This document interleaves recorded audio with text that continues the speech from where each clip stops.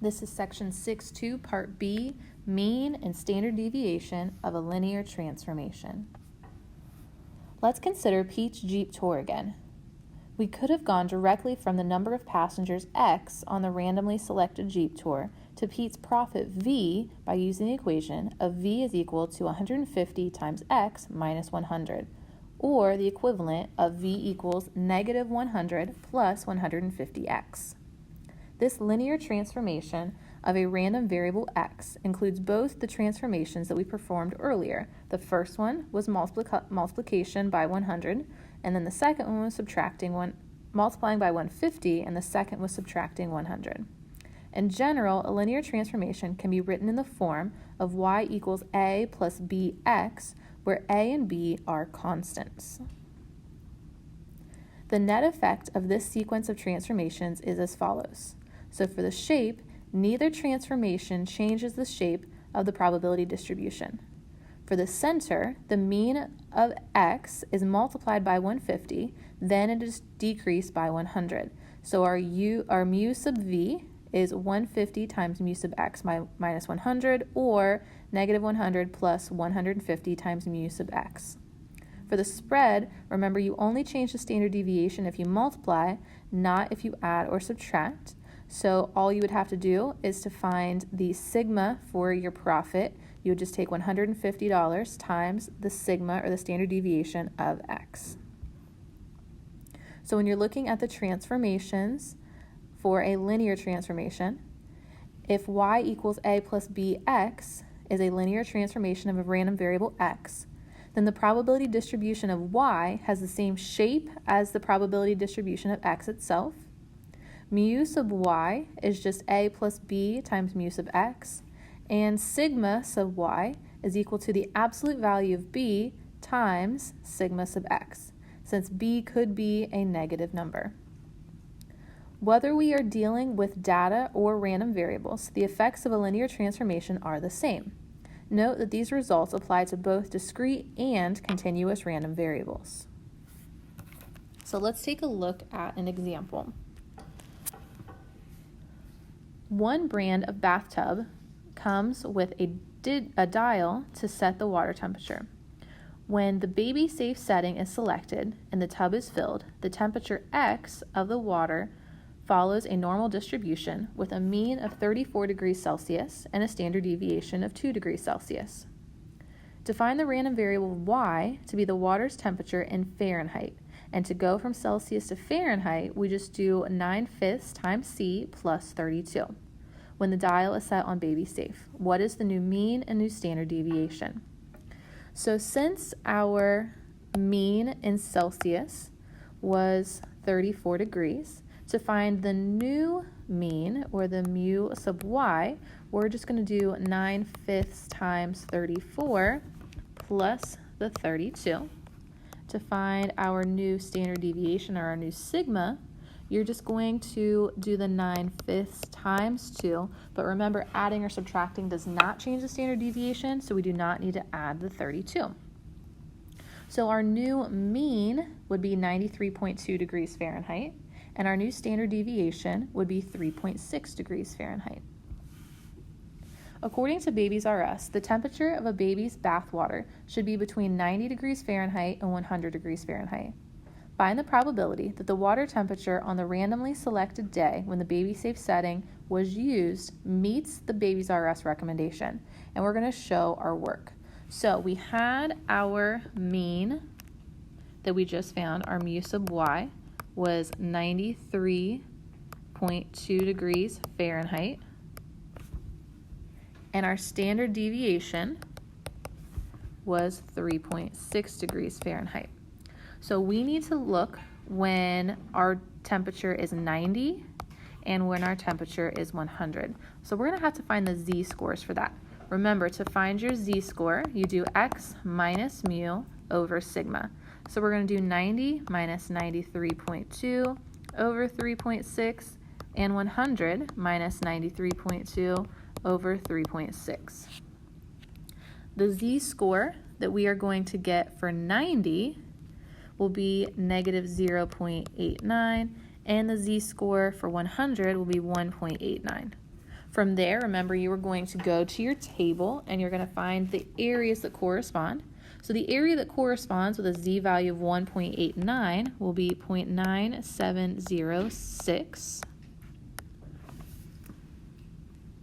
And the z-value for 90 degrees will be 0.1867. So if we subtract those two, we're going to get 0.7839, or a 78% chance. So there is about a 78% chance that the water temperature meets the recommendation on a randomly selected day. So earlier, we examined the probability distribution for a random variable x, which was the number of passengers on a randomly selected half-day trip for Pete's Jeep tour. Here is a brief recap of that information. So the probability that there was 2 passengers was 15%, probability there was 3 passengers 25, and so on. We had a mean of 3.75 and a standard deviation of 1.09. And here's a histogram of that information. So Pete's sister Erin, who lives near a tourist area in another part of the country, is impressed by the success of Pete's business. She decides to join the business, running tours on the same days as Pete in her slightly smaller vehicle under the name Erin's Adventures.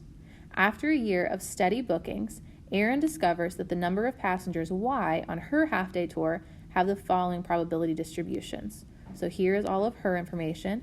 Her mean is 3.10 and her standard deviation is 0.943, and here's our histogram. So how many total passengers T can Pete and Erin expect to have on their tours on a randomly selected day? Now, to find the mean of our total, all we have to do is add the mean for Pete with the mean for Erin, and we're going to get a mean of 6.85 passengers. So Pete and Erin can expect 6.85 passengers on a randomly selected day for the total of their 2 tours. So for any 2 randomly selected variables x and y, if t is equal to x plus y, then to find the expected value of the total, or the mean of the total, you would just take the mean of your x values and add it to the mean of your y values. In general, the mean of the sum of several random variables is just the sum of their means. Now, how much variability is there in the total number of passengers who go on Pete and Erin's tours on a randomly chosen day? Let's think about the possible values of t equals x plus y. The number of passengers x on Pete's tour is between 2 and 6, and the number of passengers y on Erin's tour is between 2 and 5. So the total number of passengers t has to be somewhere between 4 and 11. So the range of the total number of passengers would be 11 minus 4, or 7. How is this value related to the ranges of x and y? The range of x was 4, and the range of y is 3. So to find the range of the total, we would just have to add the 2 ranges together. There is more variability in the values of t than in the values of x or y alone. This makes sense because the variation in x and the variation in y both contribute to the variation in t. What about the standard deviation, or the sigma sub t? If we had the probability distribution of a random variable t, then we could calculate the standard deviation of t.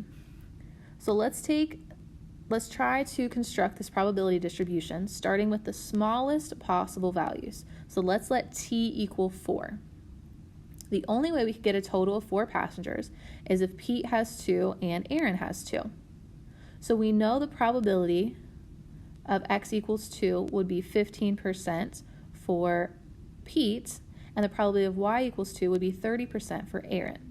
So if the 2 events, x equals 2 and y equals 2, are independent, then we could multiply those 2 probabilities. Otherwise, we're going to be stuck. So in fact, we cannot calculate the probability of any value of t unless x and y are independent random variables. If knowing whether any event involving x alone has occurred tells us nothing about the occurrence of any event involving y alone, and vice versa, then we know x and y are independent. So if we're talking about Pete and Aaron, whether Pete has passengers, how many passengers he has in one day, does not affect how many Aaron has because they are in completely different cities. So those would be independent random variables. So let t equal x plus y as before. Assume that x and y are independent. So we'll begin by considering all possible combinations. So we could start with Pete has one passenger, Pete has two passengers, Aaron has two passengers. We know the probability of each, so that would be a total of 4. We would multiply and get this. Pete could have 2 passengers and Aaron could have 3 passengers. We have their probabilities, so that would be a total of 5 passengers. We can multiply the probabilities together and get that probability for the total. So we would have to take all the different arrangements of 5 and take their probabilities and add them together to find the probability of a total of 5. So if Pete had 2 and Aaron had 3, that possibility is 6%. But if Pete had 3 and Aaron had 2, the probability of that would be 7.5%. If we add those two probabilities together, we would get a probability of 13.5% of having 5 total passengers. So again, we would just have to, we got that 13.5. To find 6, we would find all of the combinations for 6. We would add those together, and that would tell us the probability of the total being 6 passengers. So if we did this, found our total, we could find our new mean this way. Remember, to find mean, you just do the x value times the probability plus the next x value times the next probability plus the next value times the next probability, so on and so forth. And we could find the standard deviation in the same form. We would get a standard deviation of 1.441. Remember, to find the standard deviation, it is the square root of the x, or in this case the t value, minus the mean squared times the probability plus your next t value minus the mean squared times its probability, and you would continue doing that for all the values, and we would get a standard deviation of 1.441. If we recall from earlier, the mean for Pete's tour was 3.75 passengers, and the mean for Aaron's tour was 3.10 passengers. So their means together, total, would be 6.85, which is what we got. Now for the standard deviations, for Pete's tour, the standard deviation was 1.090, and for Aaron's, it was 0.943. If we were to just add those two standard deviations together, we would get 2.033, which is not the correct answer, which the correct answer would be 1.441. So obviously we cannot just add those two values together, but we can find the two variances and add the variances together. So if we find the two standard deviations, if we square both of the standard deviations and then you add those together, that will tell you the new variance. And from the variance, you can then find the standard deviation by taking the square root. So for any two independent random variables x and y, if t equals x plus y, then the variance standard deviation will be the variance of the total is equal to the variance of x plus the variance of y. In general, the variance of the sum of several independent random variables is just the sum of their variances. Just remember that you can add variances only if the two random variables are independent.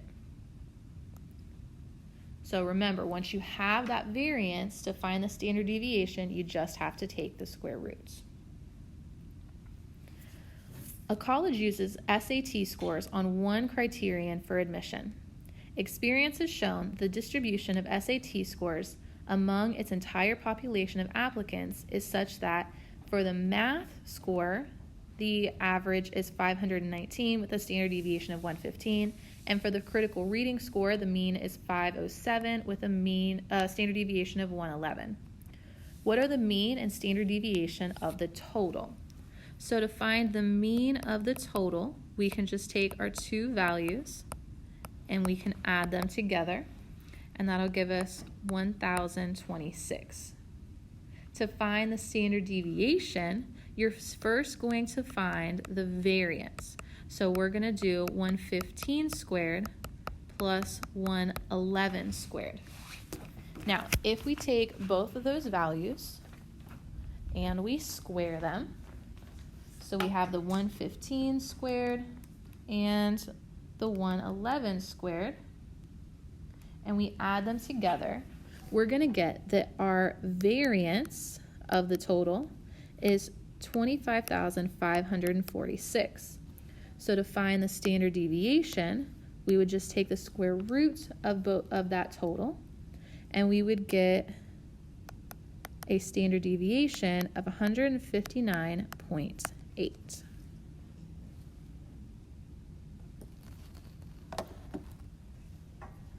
Earlier, we defined X as the number of passengers on Pete's trip, Y is the number of passengers on Aaron's trip, and C is the amount of money that it costs Pete collects on a randomly selected day. We also found the mean and standard deviation of those values. Aaron charges $175 per passenger for her trip. Let G equal the amount of money that she collects on a randomly selected day. Find the mean and the standard deviation.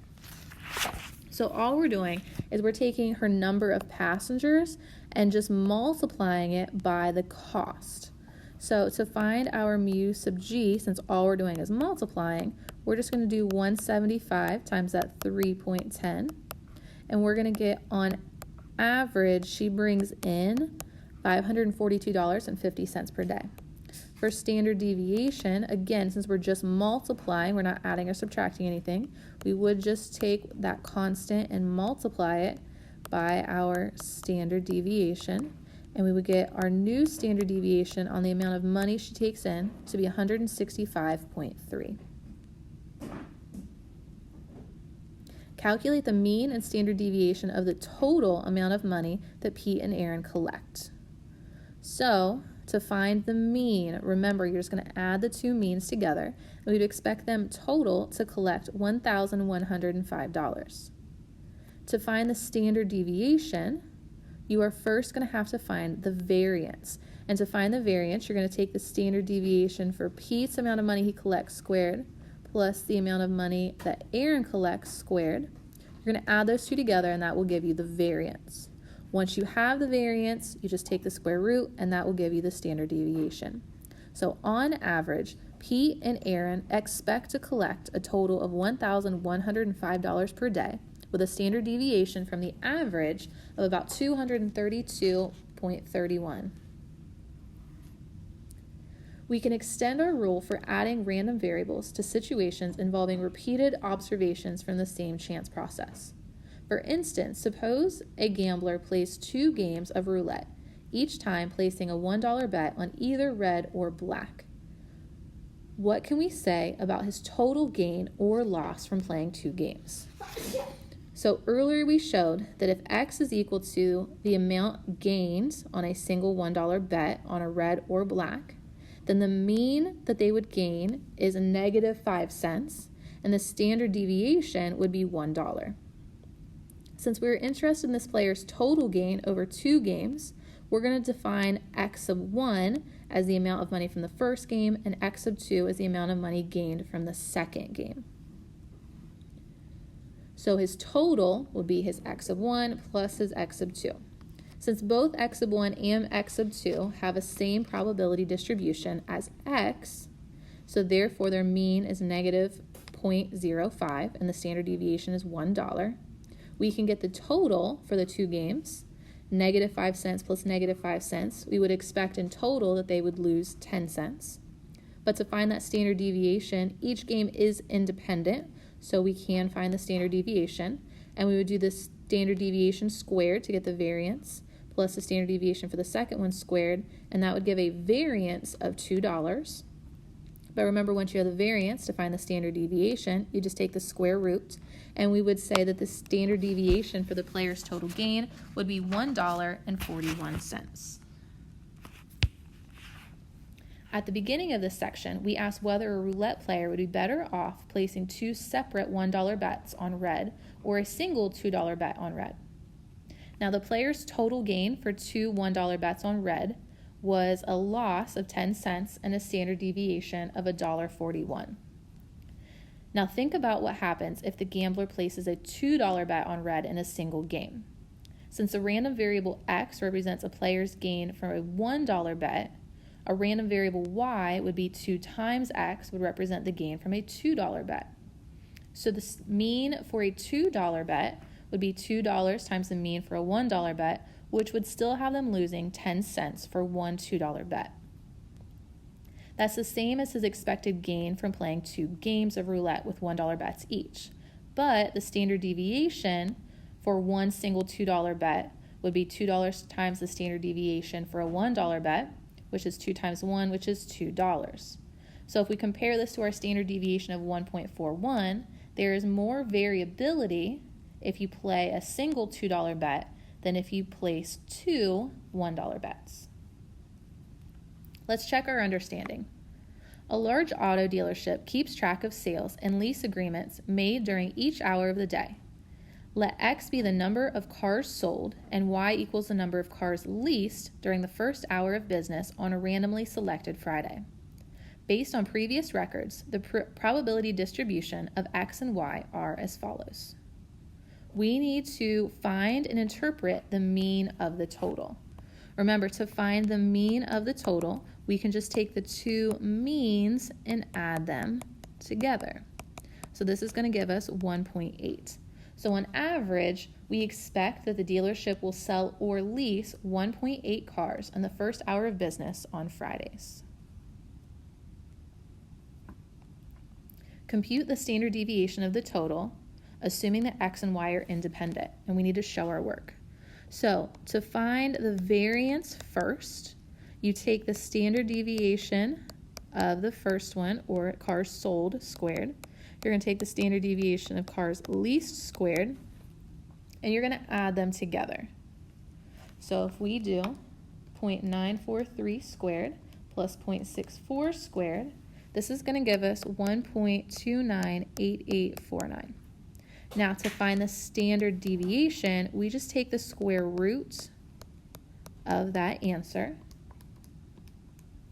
and we're going to get a standard deviation of approximately 1.14.